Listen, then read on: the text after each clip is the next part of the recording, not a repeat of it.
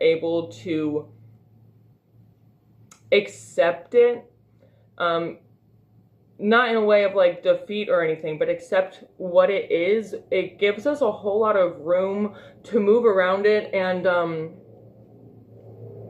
see it from different directions, which ultimately is the key to healing and growing out of certain beliefs and ideas that we have, because a lot of times they don't serve us. If Sally grew up thinking she wasn't good enough to be loved, that idea doesn't serve her very well, because that just wasn't the case.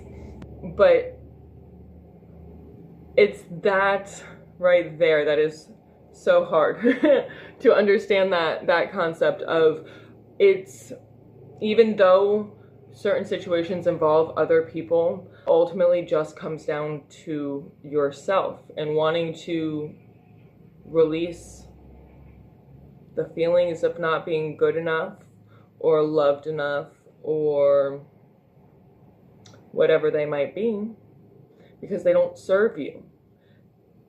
And owning that and taking responsibility for that is really, really kind of freeing.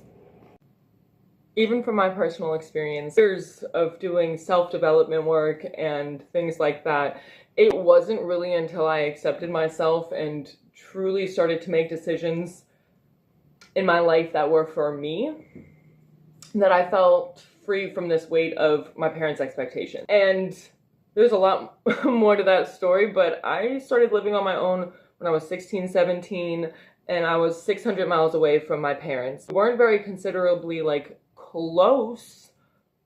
So even in that situation, I was still affected by my parents' expectations and who I thought I should be.